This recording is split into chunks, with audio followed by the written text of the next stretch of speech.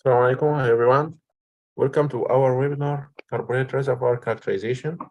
I am Abdullah Abdurrahman, Business Developer in Reservoir Solutions Company. We would like to start by 5 minutes presentation to define Reservoir Solutions Company and introduce Mr. Craig Phillips, the instructor for our today webinar. First, Reservoir Solutions is a company specialized in providing technical studies and courses for oil and gas companies and professionals. The company incorporates many professionals with diverse technical background related to oil and gas exploration and production. Our services include technical reservoir studies, field development planning, reservoir static and dynamic modeling, economic feasibility studies, technical support for academic researches like PhD and master degrees. Also, we are assisting in writing technical papers and publishment. We are providing technical petroleum courses by industry expertise, and we are providing mentorship programs. The recent technical study that we shared, technical static and dynamic modeling for an oil company in Libya, gas condensate field development plan preparing for a Turkish company, economic feasibility study for gas recycling project in Turkey, economic feasibility study for an offshore field in South of America, and we had well test interpretation for a client in USA. For the upcoming course that will be delivered in 15th of December, it will be the static and dynamic reservoir modeling. It will be 2 weeks hands-on experience workshop from scratch data to complete reservoir modeling. Into that course, you will learn how to do well correlation, upscale well logs, visualize seismic outputs, structural modeling, facies modeling, petrophysical modeling, calculate the volumetric oil in place, doing POC for static model, upscaling process, incorporate PVT and scale data and other dynamic data into reservoir modeling, how to do well placement and design techniques, learn the history matching guidelines, and do production optimization and field development planning using reservoir simulation. And at the end, you will learn how to do uncertainty and sensitivity studies for volumetric and simulation results. So that workshop is about 12 sessions, 12 sessions that will be delivered in 2 weeks. And the course package will include lifetime access to recorded sessions. So the timing of the workshop is not suitable for you. So you will have the recorded sessions and all the course materials. Also, you had the option to ask the instructor even after the course. You will have a dataset for the application. The course material will be provided. You will have 2 days project at the end of the course to confirm full understanding. You will have open discussion with the instructor during and after the course. And at the end of the course, you will have certificate with online identification ID on our website. The course content and the details about the course content will be shared into the Zoom chat. Okay, you wanted to register for that workshop, I will share the link for registration into the Zoom chat. For our instructor for today's webinar, Mr. Craig Phillips. Mr. Craig Phillips is a Chief Executive Officer and Petrophysicist at Crested Petrophysical Consultants Company. He worked as Senior Petrophysicist and at Quantum Reservoir Impact Company, QRI. He also was a petrophysicist at consultant level at Aramco Oil Company in Saudi Arabia. He was senior petrophysicist at Halliburton and also the NMR logging global manager at Baker Hughes. So he worked in many companies, Baker Hughes, Aramco, and Halliburton for the petrophysics role. For the webinar rules, as usually, if you have any question, you can ask your question into the Zoom chat, and the moderator will collect all the questions and the instructor will answer them at the end of the webinar. Please mute your microphone and camera in case that you wanted to have certificate for our 2D webinar, so fill in the form that will be sent into the Zoom chat. For upcoming webinars and courses, you can join our Telegram channel, follow our LinkedIn page, and other social platforms. Contact us via the mail and the WhatsApp. Thank you all and hope you nice learning journey through our today webinar. And Mr. Craig, you can start now.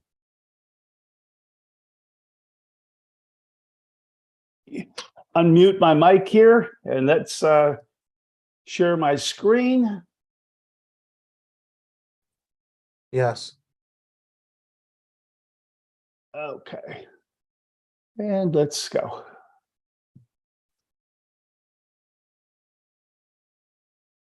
Well, good afternoon. My name is Craig Phillips.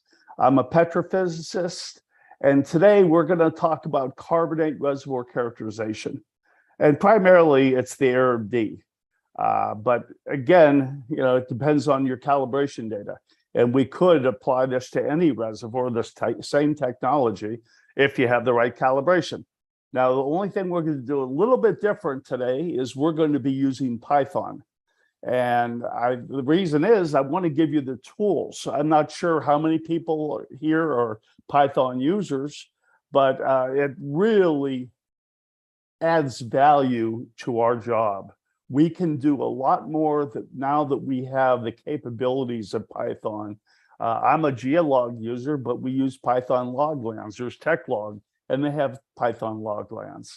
And you can just use the code itself in Python to do your analysis. So that's what we're going to talk about. So we're going to talk about the technology and a little bit about the code, but I'm going to show you where to find the code. All right. First of all, generally, when you write code and you want to put it out there for people like yourselves, you will put it on something like GitHub. And so the upper line shows you my GitHub site. And then I'm going to have for the ARB, this is just a one well that we're showing today, but we have two methods of giving you the data. One would be in the form of a Jupyter notebook. So it's Python code, but it's in this marked up language, so you can actually see the documentation that goes with it. And there's an explanation for the lines. So you'll have a segment of code, and then will be an explanation, documentation. What are we doing with this piece of code in here? And then we drop down to the next segment of code. So this is very useful in trying to understand what we're doing with our Python code. Second, I've already supplied is a geolog project. So if you have geolog, you could actually load this and run these same programs right from geolog.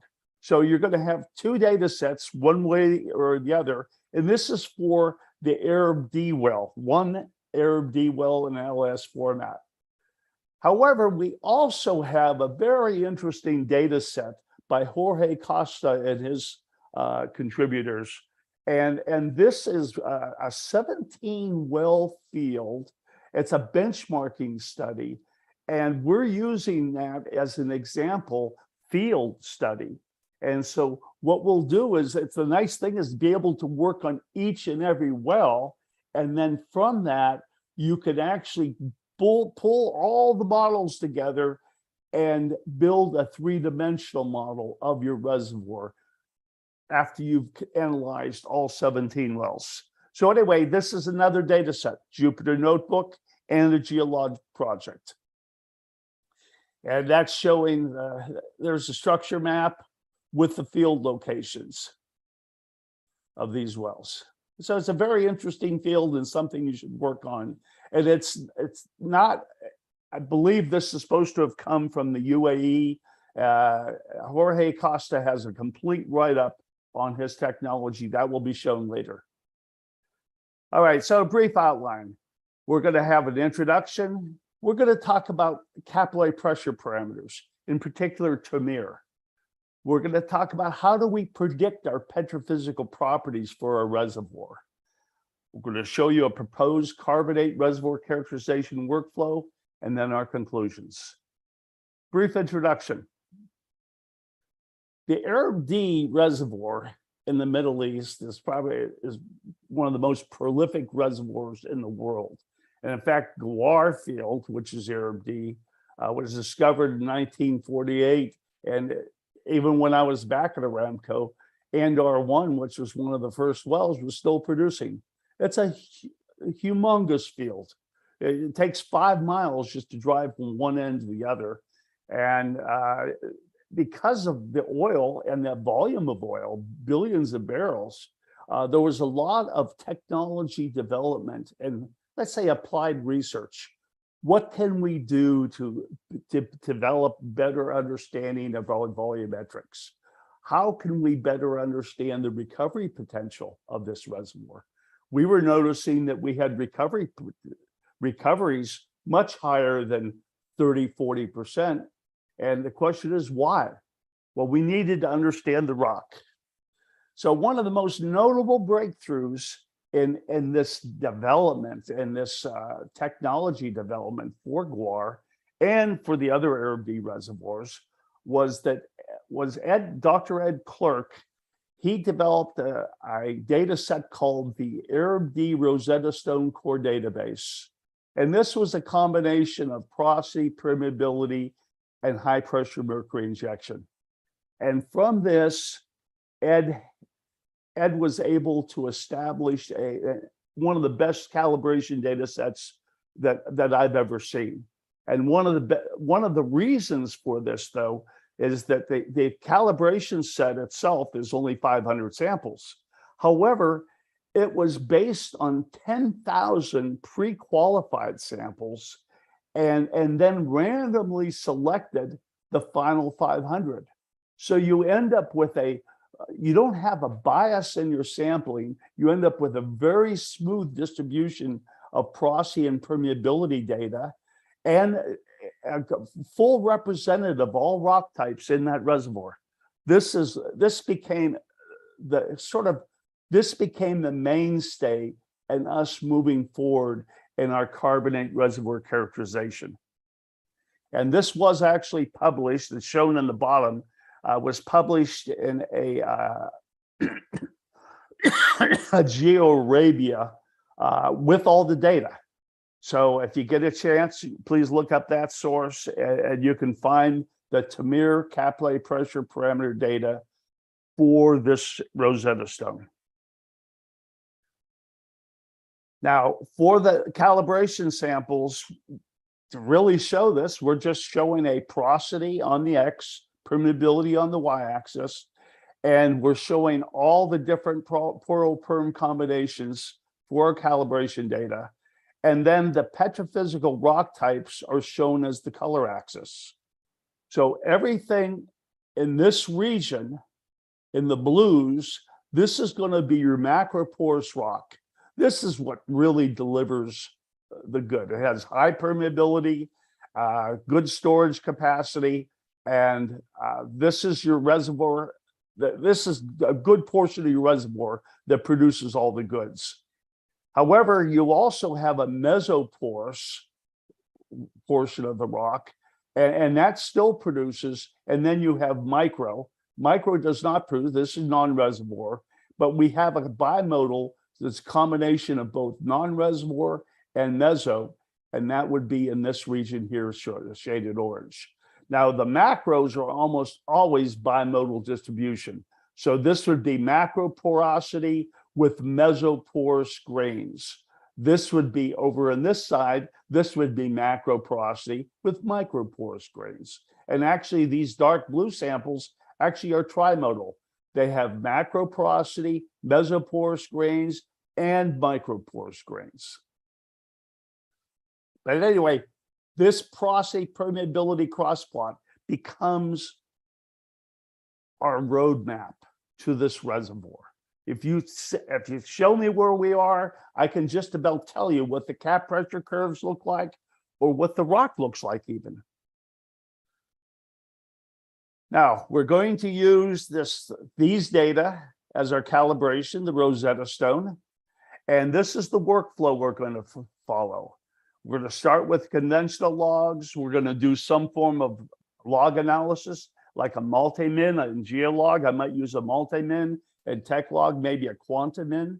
But we actually provide some code that uses the same techniques as a multi-min, the optimization type petrophysics. And we have that as all coded up in both our Jupyter notebooks and in the geologs project. So after you get your log analysis completed, then we can start estimating with Python permeability and all your Tamir parameters, including a pore throat distribution that we show over in this area. And then now we have, once we have the cap pressure curves for each sample, then we could very easily calculate a bulk volume oil based on the height above the free water level and cap pressure. So that's exactly what we're going to do. And once we apply it on one well, we develop the models let's say at the well level, then we can apply the same technology at the 3D level, let's say in Betrel. Tamir capillary pressure. All right, so we start off from the core. We take a core plug. We inject the core plug with mercury all the way up to 60,000 PSI. So this is high pressure mercury injection. And then what we're going to do is we're going to use this equation shown in the lower left. This is the Tamir hyperbola. We're going to fit this Tamir hyperbola to the capillary pressure data using terms like BV occupied. That would be the asymptote of the capillary pressure curve. G, as shown here, G is the radius of curvature, and PD is going to be the initial displacement pressure. So these three parameters allow us to give you a capillary pressure curve.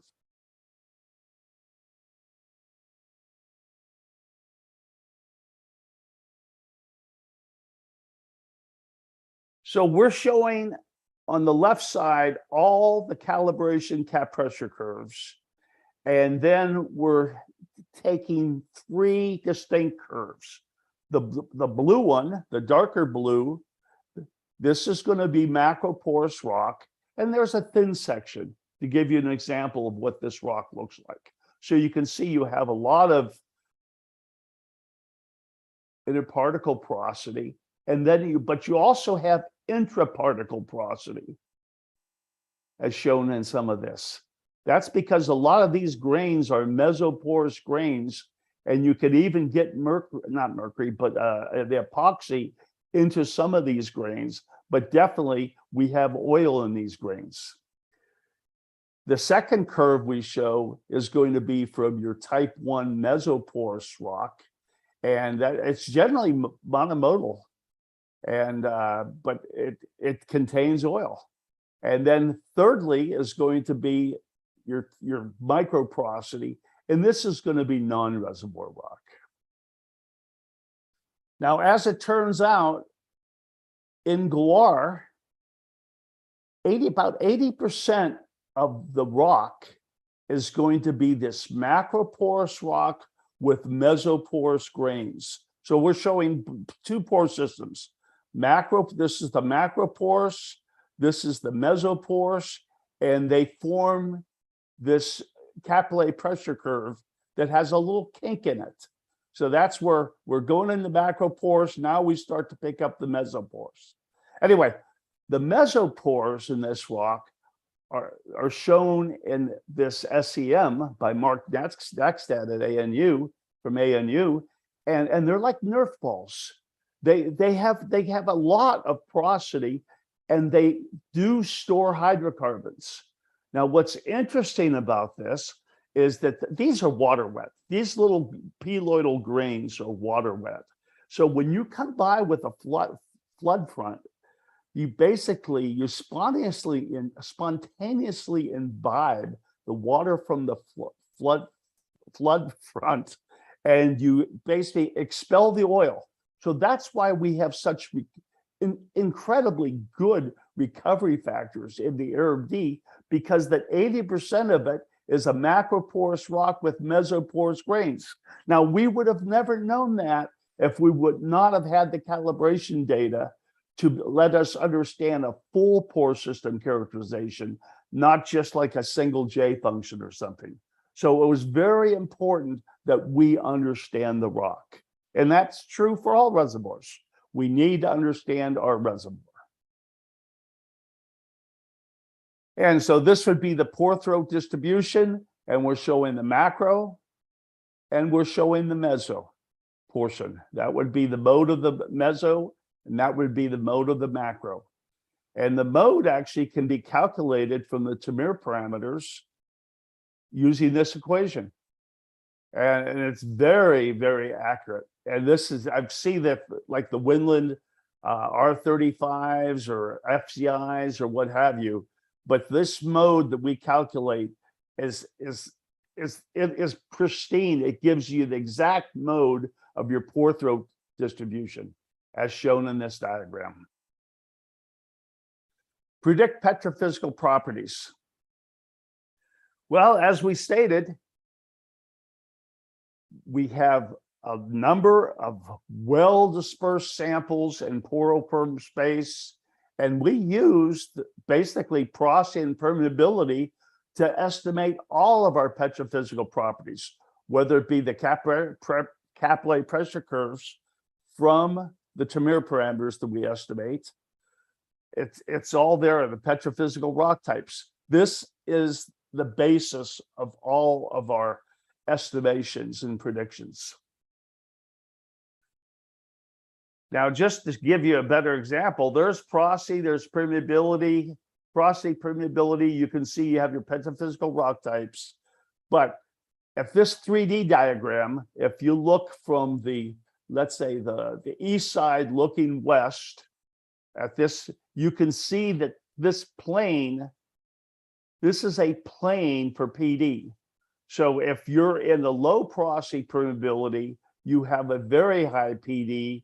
If you're in a high porosity permeability, you have a very low PD, but it's very planar. So just about anywhere I am in poroperm space, we can, with great certainty, predict what is the PD going to be. Well, that's the way it is with the other Tamir parameters too. We have a very good techniques to predict these properties. Now, in this example, we're using Python's Altair that we started from the porosity permeability cross plot, selected a group of samples, and then on the right side, we're showing the capillary pressure curves for those selected samples. Now, that dark black curve on the right, that is your upscaled capillary pressure curve. That's what we use to do our saturation models. We use the upscaled capillary pressure, not the individual curves, but the upscaled curve. Because even within a log reading, a couple feet, we could have dozens of plugs. So we use the bulk volume average of these plugs as upscaled data in our estimation of water saturations from cap pressure. Now, KNN, we used Excel in the beginning, and we used a form of KNN, or even just inverse distance square, to estimate what the Tamir parameters would be for any poroperm combination. And we built this in Python. It worked very well. And then it was just a matter of porting it over to Python. All the techniques are capable and available there, and all we had to do was apply it. Now, there's some techniques you can actually do KNN as a black box, but in all the code I show the exact methods, the Euclidean distances, the inverse square, how we sort for the KNN. So we only take let's say the K of the KNNs, so you only take 5 samples or what have you. So this is all done, but it's very transparent. You as the user can see this. Now here's an example. Here's our roadmap. We have a porosity and permeability, and see that red dot right in the middle? That's a porosity of 25% and 350 millidarcies. And what we want to do is estimate what would the petrophysical rock type be. Well, if even just looking where the location of that sample is, it ought to be in that cyan, light blue, which is the macroporous rock index 1. It's the macroporous rock with mesoporous grains. That you can tell that immediately. But if we run it through KNN and we end up, it tells us the rock index was 1. These are the estimated Tamir parameters. And from those estimated Tamir parameters, we can give you a capillary pressure curve. And again, we're showing the macroporous, there's the kink, and there's the mesoporous grains. So this is exactly what we're going to do in our Python coding, and we're going to do it for every level and every well, and apply the same techniques. Now, here's another example. We have selected a very low porosity of 4%, very low permeability. So we would expect to see something of a poor quality rock. And sure enough, here's our capillary pressure curve, a very high displacement pressure. And then that would be the curve. So this is this is non-reservoir rock, but that's the estimated cap pressure curve. Again, this is the same type of techniques we're going to do at every level in our well. So a proposed workflow. We start with our conventional logs. We do some form of log analysis. And after we get our log analysis, we have porosities. We're going to go through and we're going to use KNN. We're going to estimate permeability for a reservoir. Our Tamir parameters, which will then allow us to calculate the bulk volume oil based on those capillary pressure parameters and the height above the free water level. So let's go right into our workflow. And let's start. First of all, we want to basically show off some of the Python capabilities. And there's this one Python library called Altair. So like, for example, when you have the basic Python, you're going to have to add additional libraries to your Python.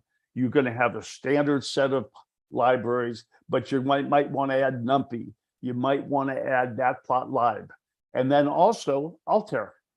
So if you can add these Python libraries, they're free. You just download them, install them. Now, this is Altair, again, Python's Altair, with using the facet mode, but from a porosity permeability cross plot, we can actually show the thin sections for each sample in our poro-perm cross plot. Now, I don't have that for our ARB. As you can see, this is a classic, but I did want to show you that if you have your reservoir, you can interrogate the calibration data further so you understand what controls permeability. Was it grain size? Is it any form of diagenesis? Now you're able to look at the thin sections, look at the rock, and understand your calibration data, point one. Well, just as we do with our calibration data, we can also load our log data into Altair. And one thing about Altair, see how we select the samples? Those are selected samples, selected depth levels. And in each one of those plots is responding to only those samples that are selected. It gives you a good way of saying, where is this high porosity permeability coming from? Where is this real tight streak as we just circled there? This allows us to understand where are these, let's say, these different type of rocks, where are they located with depth? So now this helps us understand the well log data.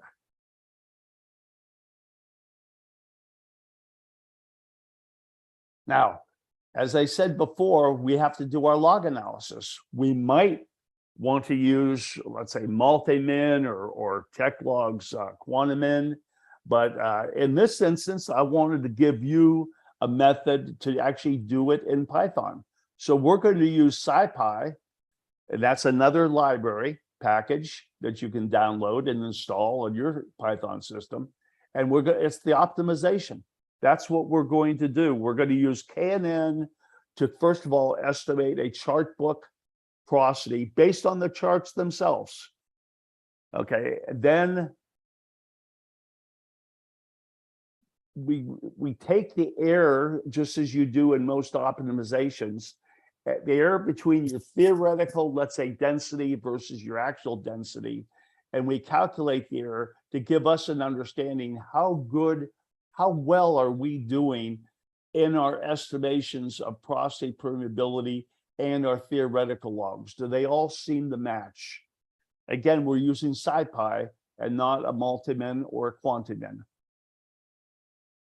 So here's our example. This would be a geolog input, but I'm just showing you what gets in, what goes in there.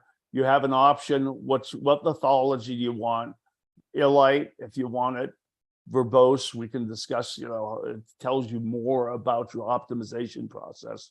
Your electrical M&N electrical properties, your RW, and then we come in with bulk density, neutron, resistivity, and a gamma ray. And from that, we end up with, this is going to be our total porosity.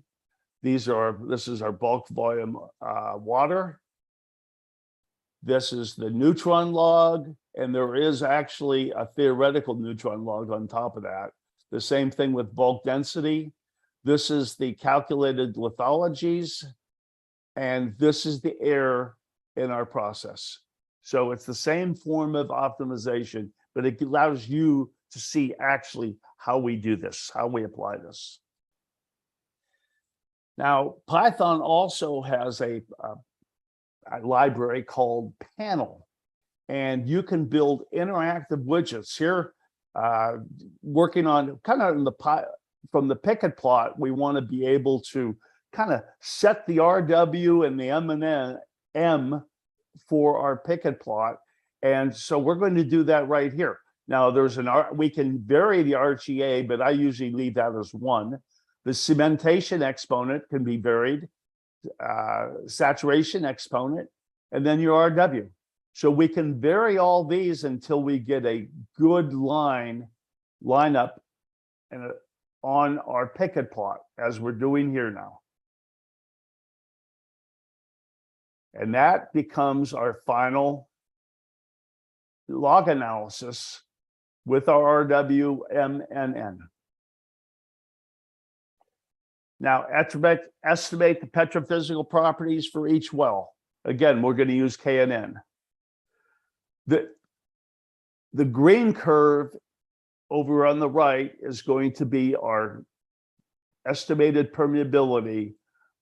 The little red diamonds, those are our core permeabilities using KNN. So first of all, in our Python code, we load our calibration data. This is for PoroPerm.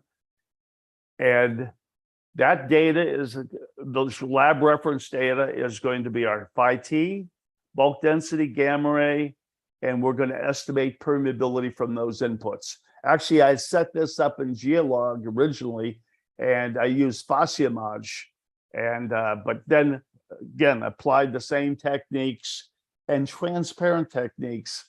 And that code is provided, and the bottom is shown. There's the name of the actual chart book type solution and optimization in a Jupyter notebook. And that's available to you for just a download. Petrophysical rock types and properties. All we're going to come, just like we did before, we're going to come in as an input, porosity and permeability. This is our KNN permeability we just estimated. And from there, we can estimate the G's for the hyperbola, the PDs, the displacement pressure, the bulk volume for each pore system. And we're using up to 2 pore systems, as well as the mode of the pore throat distribution that's calculated in microns, the log of PDs, and the rock types themselves. So this is how we use Python to estimate all our capillary pressure parameters. So we've come in with porosity permeability. Now we have the bulk volume occupied level by level. We have the displacement pressures, the G's, petrophysical rock types. There's actually a little discussion of what these rock types are. Macroporous rock with mesoporous grains. This is type 1 mesoporous rock that's unimodal. And there's our pore throat distribution. So now we have capillary pressure at each level in our well. Now we can estimate saturations. So to calculate saturations from capillary pressure, first of all, we have to have reservoir cap pressure. So we know that we need to know the density of the brine, the density of the hydrocarbon, where's the free water level. It's very important. We have to understand where is the free water level. This is zero cap pressure. We've got to start from zero cap pressure. Okay, and then thirdly, all of our data is in mercury. All right, so it's mercury air. We have to convert this over to reservoir condition. And generally, and this is very standard.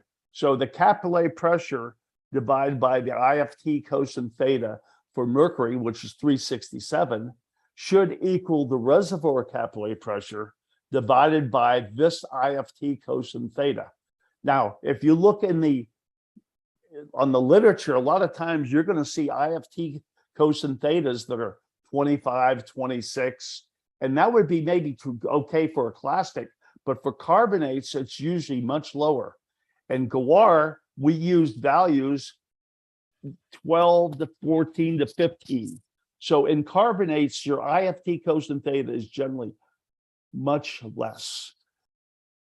And then we come in, so this is for our reservoir cap pressure. From the free water level, we will have height. Now it needs to know what are the Tamir parameters, so we input those. And there's the equations. So the height above the free water level, PC res, PC mercury.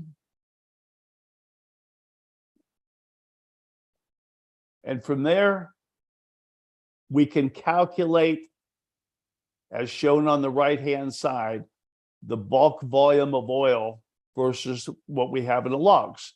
But what we can see at this stage, what I'm really doing is I'm varying the free water level, and I'm looking at the match between the BVO from logs versus the BVO from our capillary pressure estimations.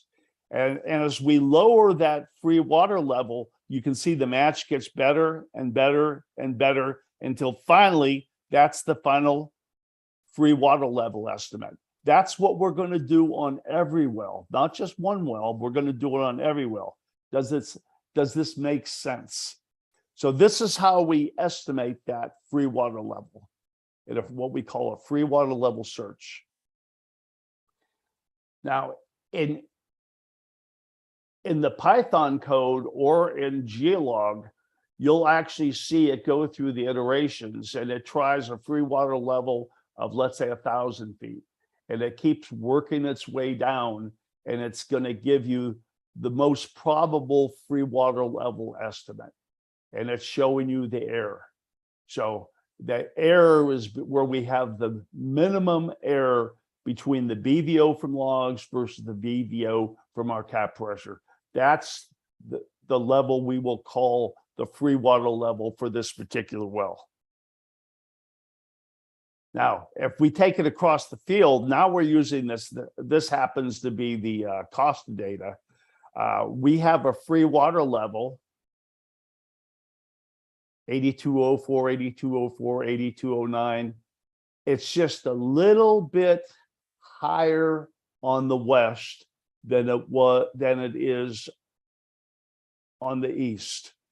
And this is a tilted free water level. Now, I see this a lot in the Middle East. And we have in Saudi, we had structural tilting.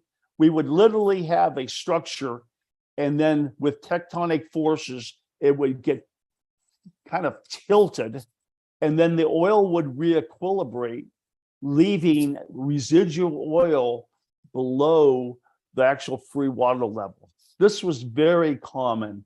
And so we would have a tilted paleo contact, a paleo free water level, and let's say a flat oil free water level. Sometimes though, we had subduction, and we actually had a tilted free water level. We had dynamic aquifers that gave us tilted free water levels. So there's many conditions that have to be evaluated, and you need to look at this from a field perspective. How does this vary? And as you can see, it varies, but it's a relatively uniform plane. This uniform plane is what you want to use when you model saturations in the 3D model. And again, our equations. So after we've calculated the height in the PC reservoir, then we're going to use Tamir parameter, and we're going to use like BV1, G1, PD1, and we're going to calculate the bulk volume occupied in the first pore system and then the second pore system. And if you sum them together, that is the BVO in the entire pore system. Again, this is all done with Tamir, has nothing to do with logs at this stage. We're strictly using capillary pressure. And that's what our final BVO from logs versus BVO from Tamir. Now, the reason I'm saying BVO is, first of all, Tamir, it calculates BVO directly.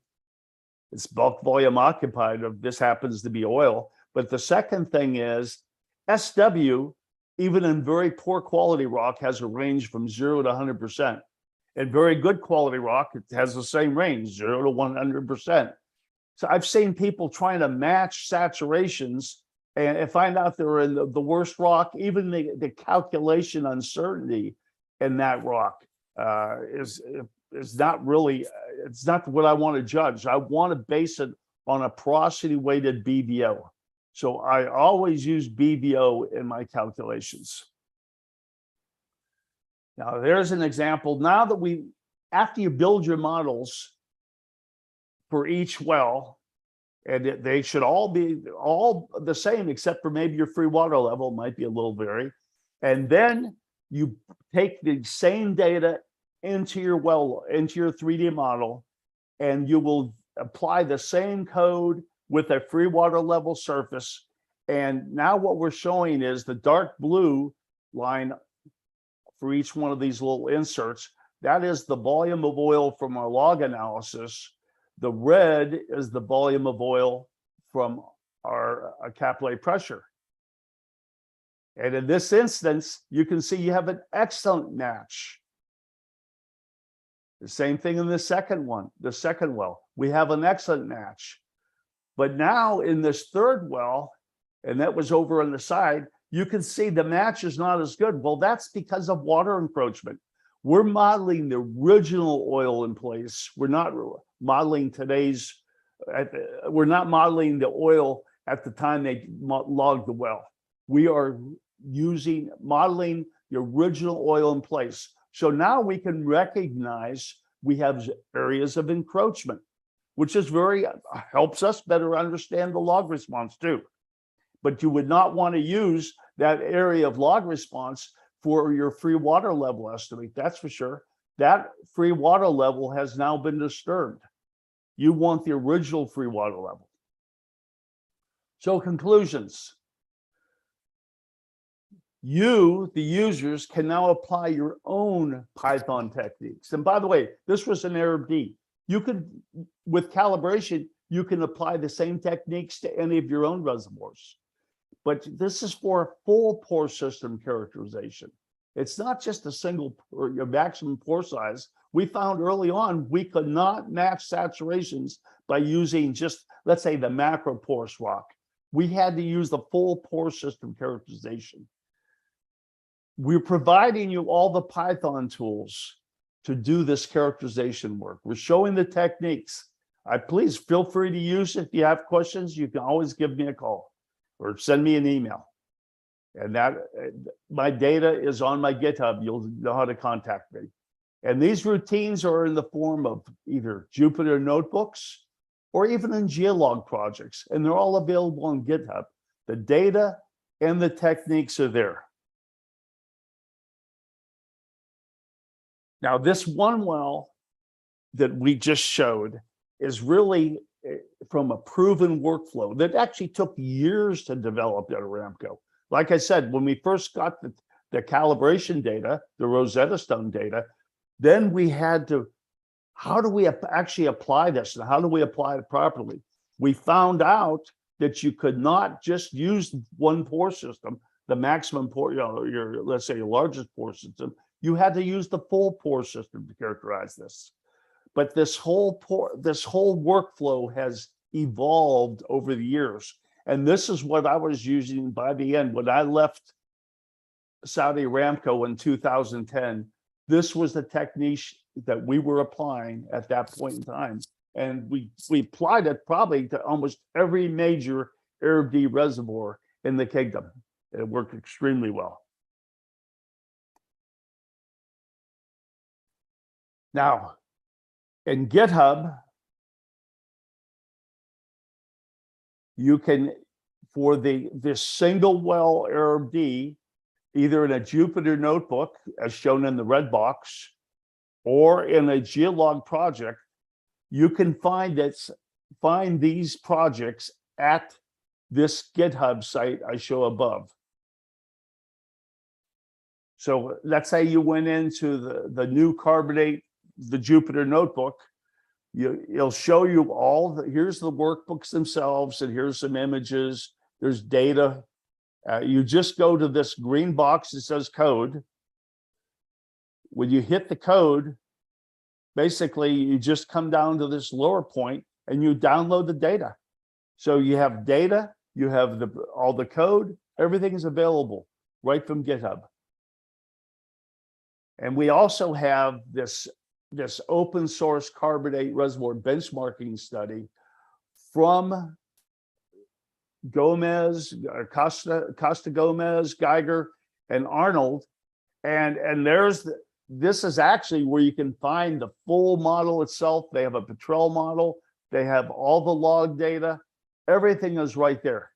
And you can get, if you want to use this, they want you to use it for a simulation benchmarking. And so these data are available. And you can find this again on this GitHub site, either in the form of Jupyter notebooks or in geolog. That would be for the whole field. Well, thank you very much. I appreciate your time. And are there any questions? Hey, thank you, Mr. Craig, for your effort and time exerting that exciting session. So we have some questions to the Zoom chat. We have a question that are small structures into Middle East encounter tilting oil contacts, or this phenomena is limited to large fields? I'm sorry, say that again, please. He is asking about small structures in Middle East encounter tilting oil contacts, or this phenomena is limited only to large fields? Well, it's hard to say.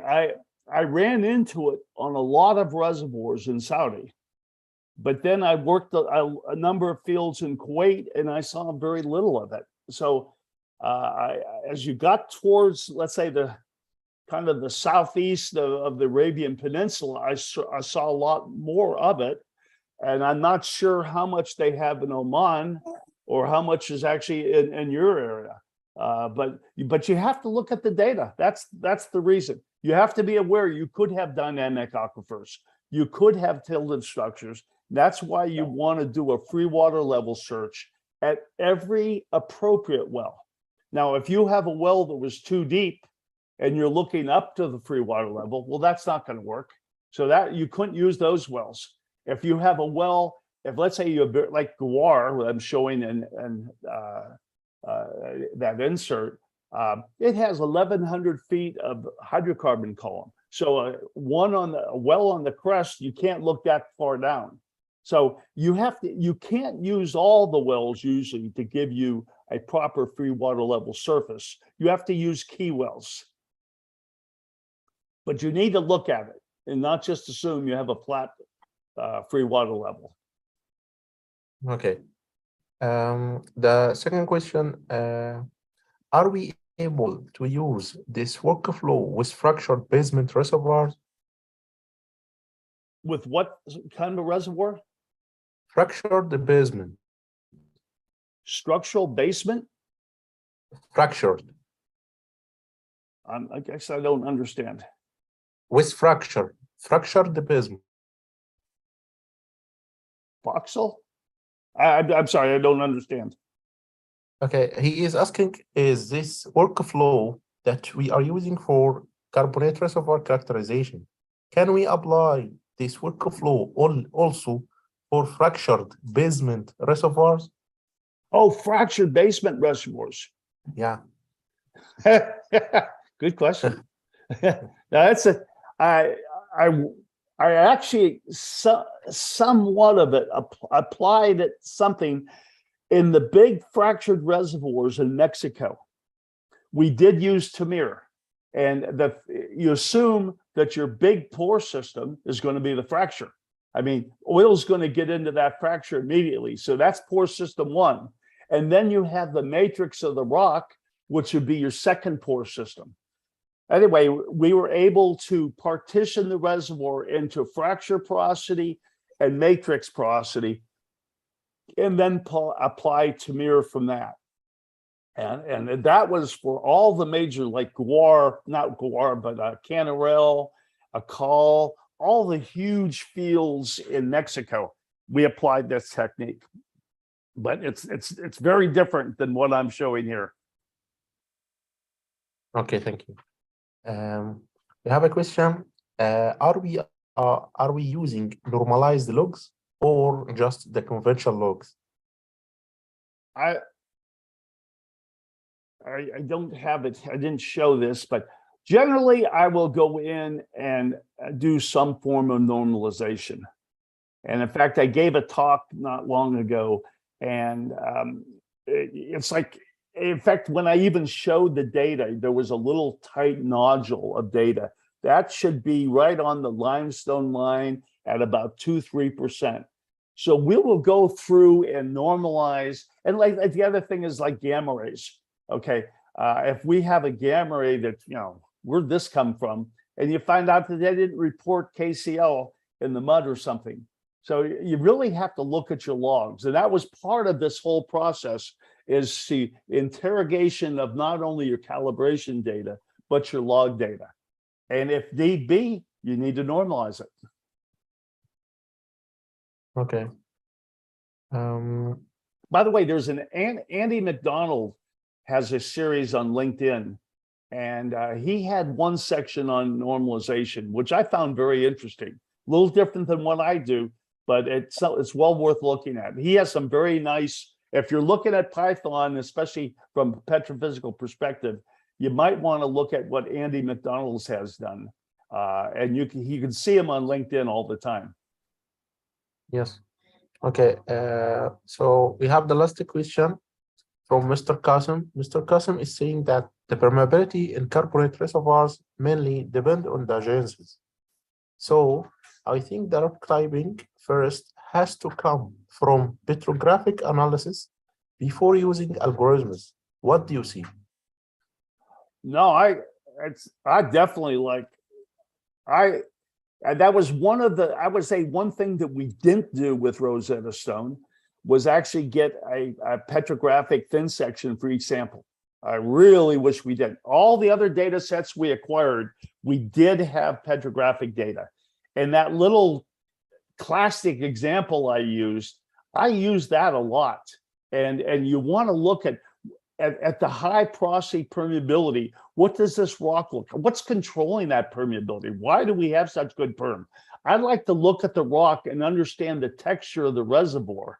And that's the reason for using that Altair panel to help me better understand, and that's the reservoir itself. Why and how does this produce? And how does the texture vary in the reservoir? And this helps me better understand that. I do not have a released carbonate example that I could use. So I had to show the example as a classic. Okay. Okay. So thank you, Mr. Craig, for your time and effort. Actually, it was a very, very useful session for all. We had very good feedback. You can see that many are thanking you for your presentation and your experience sharing with us. So thank you again for your time. Well, thank you all. I certainly appreciate it. And again, if you have any comments, just shoot me an email. Okay. Thank you, Mr. Craig. Thank you all. Thank you. Also, I would like to thank all the attendees for your time attending this session. I hope that you had a nice learning journey during the time you spent with us. Also, I would like to remind you by our upcoming workshop, if you would like to enroll into Reservoir static and dynamic modeling upcoming workshop that will be on 15 December. So you can register into the following link that will be shared into the Zoom chat. You can also add the detailed workshop content also into the links that's sent now onto the Zoom chat. Also, if you would like to have a certificate for attendance for that webinar, you can fill into the form that is sent now into the Zoom chat. Okay, so thank you again, and we will have 5 minutes and then we will close our session. Thank you again and hope you good night, inshallah. Okay, thank you.